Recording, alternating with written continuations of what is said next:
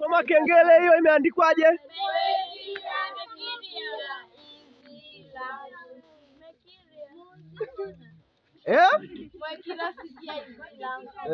Mwekira sikia izi langu.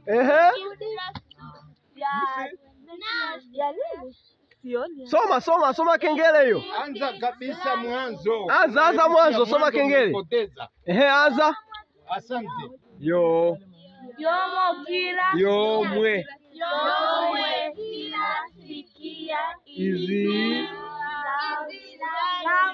izi langu.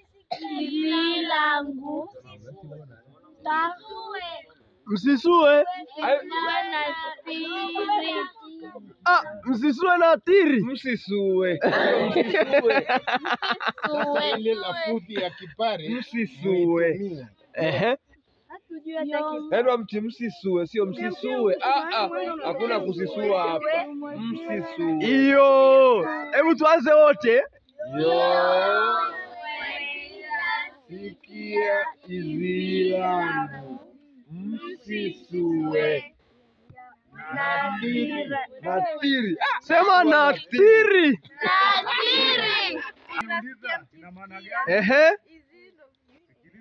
Ujio.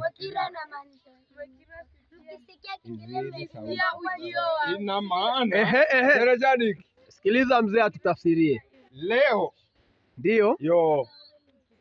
Mnapoisikia sauti yangu. Mwekisikia izi langu. Msikatae kwa jeuri. Msisue na tiri. Semeni amina. Wewe sijasikia amina hadi miamba itikie kule, sema amina.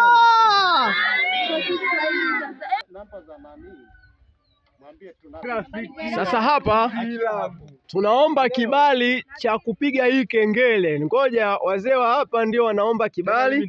Kama tutaruhusiwa basi tutapiga kengele hii na itafikika. Ngoja tuombe vibali kwanza kwa serikali, maana kupiga kengele kunaonyesha kuna ishara fulani ya kuhitaji watu. Huenda ikawa ni katika ibada na huenda ikawa ni kwenye msiba. Kwa hivyo ni lazima tupate kibali, na ndipo tunasubiria hapa. Mzee pale anafanya mawasiliano ya viongozi. Kama basi Mungu atasaidia tukabahatika kupata kibali, tutaisikia kengele hii ikivuma hapa, kengele iliyoletwa na Wajerumani hapa, milima ya Upareni, mamba, miamba. Injili ilipofikia kipindi hicho, nchi yetu ikiitwa Tanganyika. Tusubiri tuone kama tutapata kibali hicho. Kama yuko atakayeweza kupiga kengele isiyo na mapigo ya kilio, ndio apige kengele. Tumeruhusiwa, semeni amina jamani. Mpaka huko aliposikia amina tena.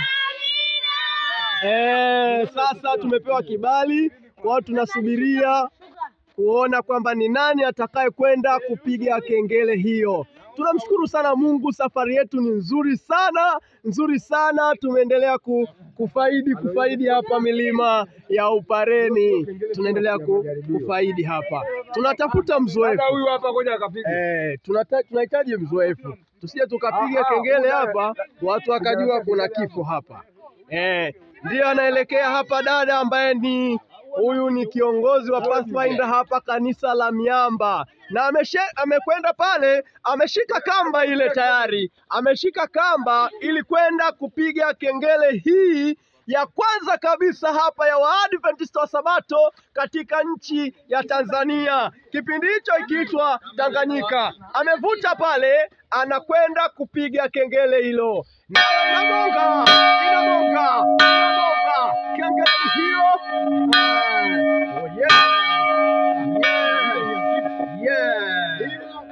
ya kifo. Sasa tunapiga rasmi kwa ajili ya wito wa washiriki. Wito wa washiriki ni hivyo.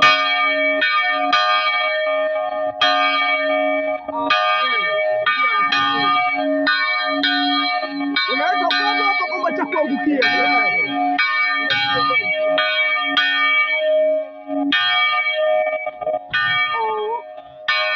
Yes. Tumepewa milio tofauti. Ya kwanza iliyopigwa ni ya msiba na ya pili iliyopigwa ni ya kuita washiriki kwa ibada. Semeni amina. Haleluya. Imetosha sasa, tunaondoka eneo hili la kengele na moja kwa moja tunaelekea kule Giti. Tunakwenda, tutaiona shule ya Parane, tutakwenda moja kwa moja mpaka Giti. Ndivyo tunavyoondoka hivi. Tunaondoka hapa eneo la kengele. Tunaondoka hapa kwenye eneo hili la kengele. Wamejifunza wengine hapa, wanaendelea kurekodi, wanarekodi kile walichojifunza, na tutatoa mtihani. Wanaandika hapa kwamba kuna aina ngapi za kengele, mito ya aina gani. Wengine wako bize kule, tunamwona Kase na notebook yake kule anachukua kumbukumbu. Yes, yuko hapa mwingine. Wako bize na madaftari, wanaendelea kuchukua kumbukumbu hizi katika eneo hili la kengele. Wengine wanacheza mpira kule, hawa wakipata sifuri. Yale mapigo mawili. Ibada kuu, mnaenda kwenye ibada kuu, kengele itasikika. Au mikutano ya kanisa. Babu kapigi, nilikuwa naomba tu ipigwe kidogo maana kile kipande kimefika. Kipi? Ipigwe tena kengele. Kidogo. Kidogo maana nimepata maelekezo sasa hii hapa. Manake nini? Manake nini?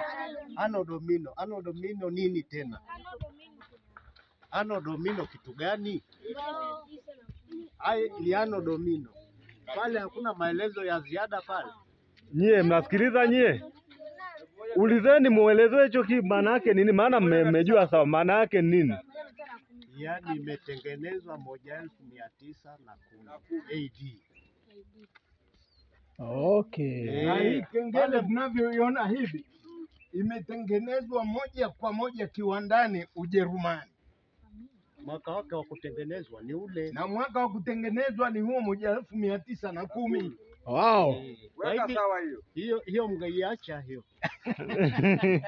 Yaani nyie baada muulize nyie mnaulizwa. 1910. Ndio. Kutoka kwa Wajerumani. Ndio. German Shepherd. Ndio. Haya.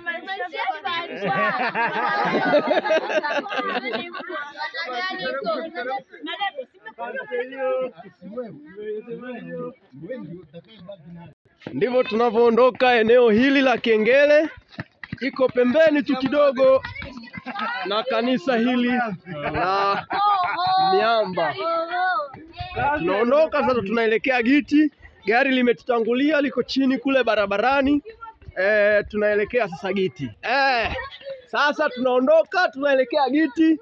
Taratibu hivi, gari limeshatutangulia. Bado tuko milima ya Upareni hapa Mamba Miamba. Tunaelekea kule tunapotoka, ndio eneo lilipo kengele na kanisa ni hili hapa, na tunaenda sasa. Sasa funguo imekuja, tunakwenda kuona vifaa vilivyoletwa na Mjerumani. Mtasubiri huku, subirini, vitakuja.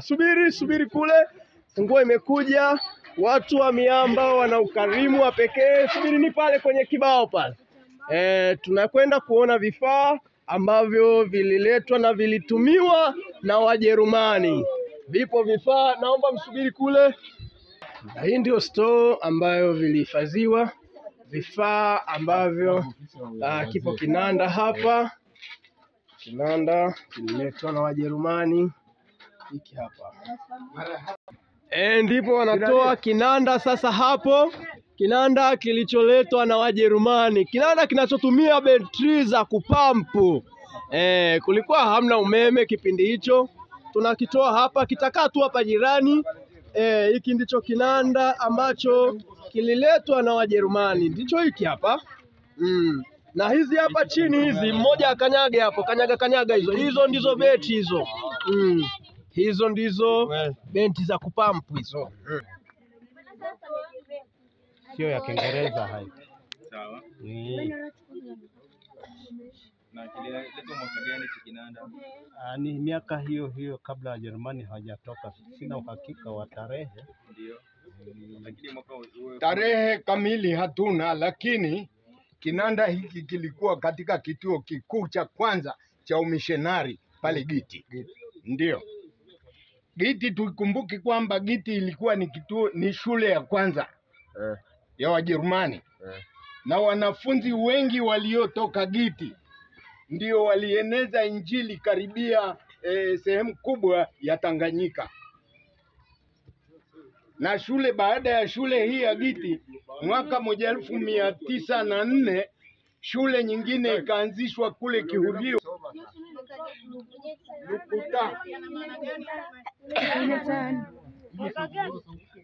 Wanajifunza bado hapa, wanajifunza. Ndiyo, yupo hapo Madamu Umya.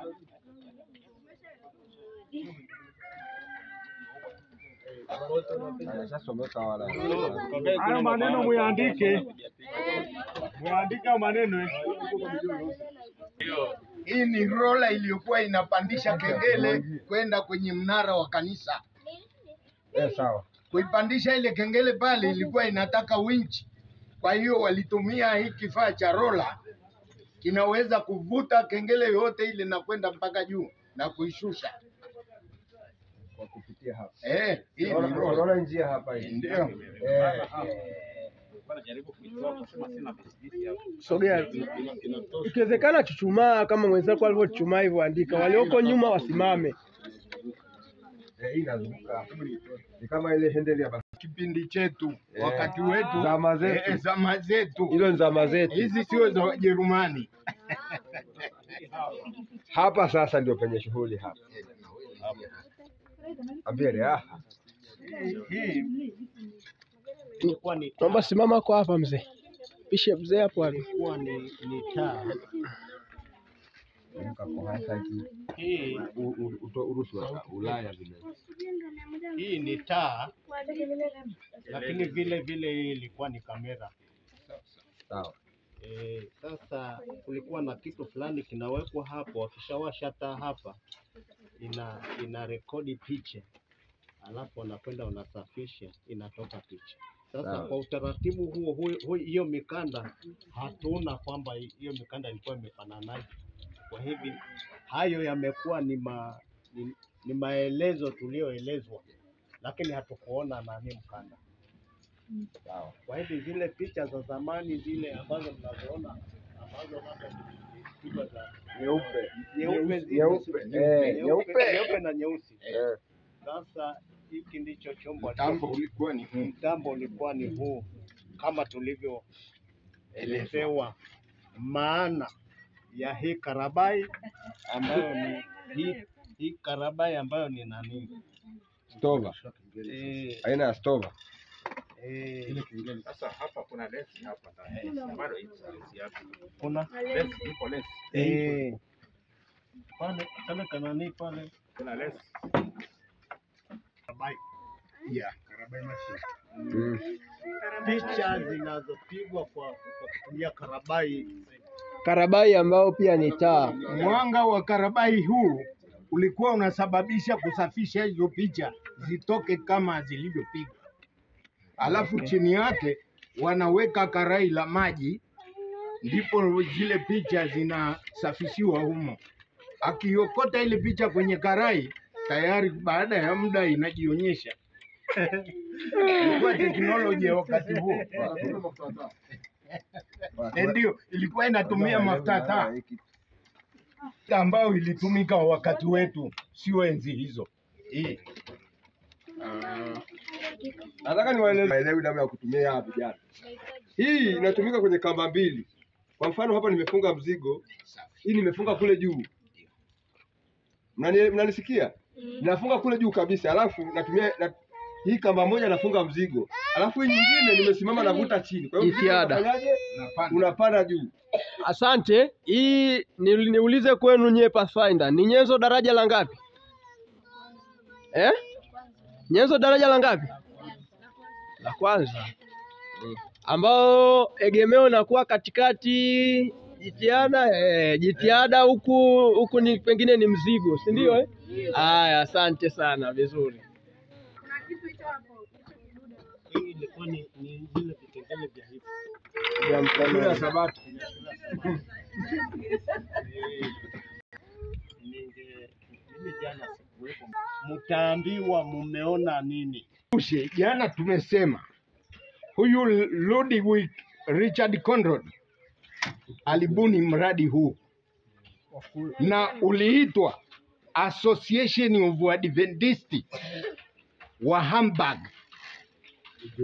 mwaka 1902. Waliochaguliwa toka Ujerumani ni Abraham C. Hens. Huyu alisomea chuo kikuu cha kule Friedrichshafen Ujerumani. Ni chuo cha Wasabato. Chuo kikuu cha Wasabato kule Friedrichshafen. Na Johann alinatamkwaje hivi? Ens. Basi kwa hapa kanisa la Miamba tumehitimisha hivyo. Tumeona vifaa, tumeona kengele, na ndilo kanisa hili la Miamba, na ndivyo tunavyoliaga namna hii. Tunaelekea Giti, na baada ya kutoka Giti basi tutakuwa tunaanza safari yetu moja kwa moja kurudi kule Arusha nyumbani. Tunabeba vitu, gari limetutangulia tayari chini kule, tushuke kuelekea Giti. Na safari yetu itaendelea kuanzia pale Giti. Kwa heri kanisa la Miamba. Tunashuka hivi, ndivyo tunavyoshuka, tunaiaga kanisa la Miamba. Tunaliaga hivyo, tunashuka sasa kuelekea mahali gari ilipo. Naam, tunakwenda sasa hivi.